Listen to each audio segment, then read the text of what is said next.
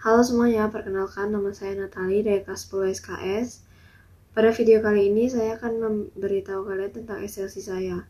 Ada 4 pelajaran yang saya ambil, yaitu yang pertama sosiologi, yang kedua ada ekonomi, yang ketiga ada PPKN, dan yang terakhir adalah agama. Tema esensi saya adalah kemiskinan. Tujuan pembelajaran yang pertama, agar kita dapat mengerti apa penyebab dan dampak kemiskinan. Yang kedua, agar kita mengetahui cara mencegah kemiskinan.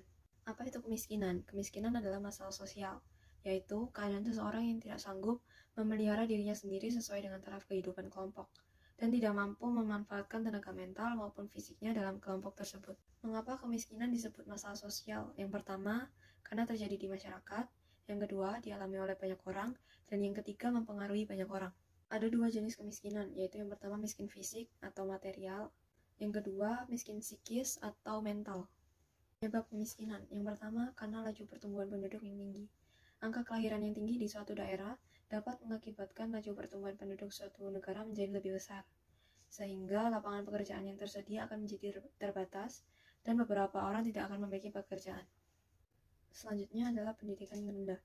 Seseorang dengan pendidikan yang rendah umumnya tidak memiliki keterampilan, wawasan, atau pengetahuan untuk mendapatkan pekerjaan, sehingga masyarakat yang berpendidikan rendah tidak dapat bersaing dengan masyarakat yang memiliki pendidikan tinggi di dunia kerja maupun usaha. Selanjutnya ada bencana alam. Bencana alam dapat menjadi faktor penyebab kemiskinan yang tidak dapat dihindari. Bencana alam seperti banjir, tanah longsor, ataupun tsunami dapat menimbulkan kerusakan pada bangunan-bangunan dan kerusakan psikologis masyarakat yang tertimpa bencana.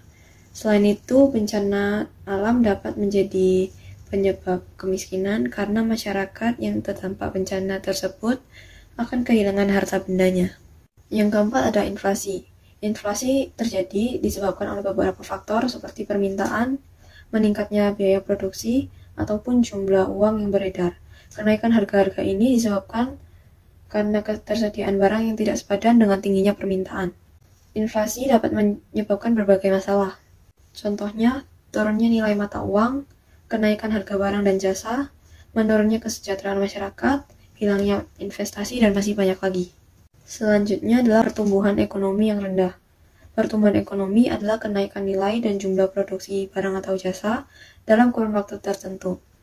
Pertumbuhan ekonomi sebuah negara berkaitan dengan tingkat kesejahteraan rakyatnya. Sehingga jika pertumbuhan ekonomi rendah, maka akan mengganggu kesejahteraan masyarakat dan dapat menyebabkan kemiskinan. Yang terakhir adalah korupsi.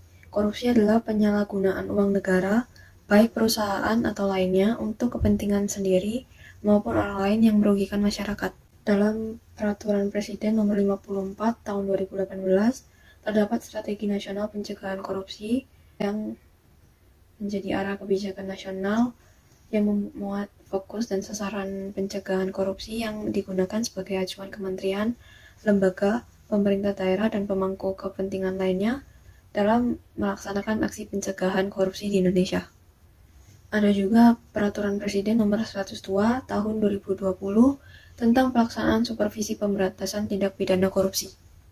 Jika ditemukan temuan, maka akan diperiksa oleh Badan Pemeriksa Keuangan dan ditindaklanjuti oleh KPK atau Komisi Pemberantasan Korupsi.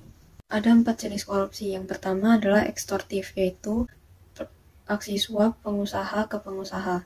Yang kedua ada manipulatif, yaitu aksi suap pengusaha ke penguasa. Yang ketiga ada nepotistik, yaitu aksi suap yang mengutamakan keluarga atau hubungan darah. Yang keempat adalah subversif, yaitu mencuri kekayaan negara. Dampak kemiskinan. Yang pertama adalah meningkatnya kriminalitas di suatu daerah. Karena masyarakat miskin ingin memenuhi kebutuhan pokoknya dengan menggunakan cara apapun, sehingga mereka melakukan penipuan, pencurian, perampokan, serta pembunuhan. Dalam hukum Taurat ke-6, 8, dan 10 tertulis, jangan membunuh, jangan mencuri, dan jangan mengingini milik sesamamu. Artinya meskipun dalam kemiskinan, kita tetap tidak boleh melakukan hal-hal tersebut karena akan berujung pada dosa yang bisa membawa kita ke dalam kebinasaan. Selanjutnya ada banyaknya kasus putus sekolah.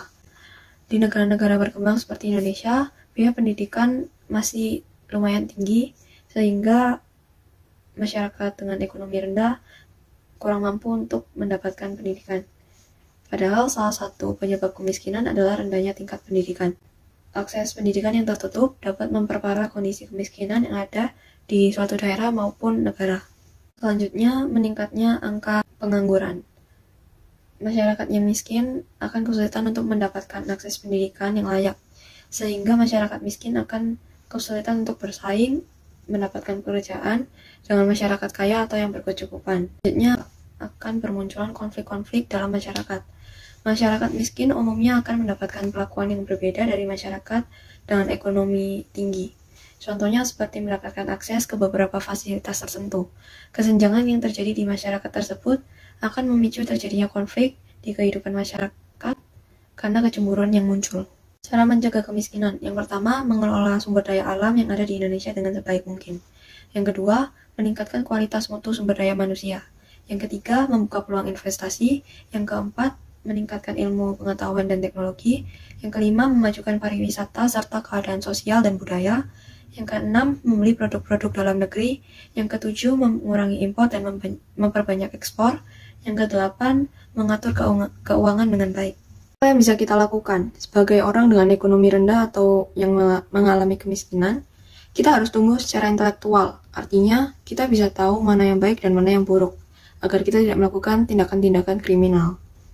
Sedangkan sebagai orang dengan ekonomi menengah atau ke atas, kita bisa bertumbuh secara emosi. Jika kita sudah bertumbuh secara emosi, kita pasti akan berempati kepada orang-orang dengan ekonomi rendah atau yang mengalami kemiskinan. Yang bisa kita lakukan adalah memberikan sumbangan atau sembako untuk orang-orang yang membutuhkan. Ini adalah sumber yang saya gunakan untuk SLC saya. Sekian video tentang SLC saya. Terima kasih sudah menonton sampai akhir. Maaf jika ada salah kata atau salah pengucapan. Dadah.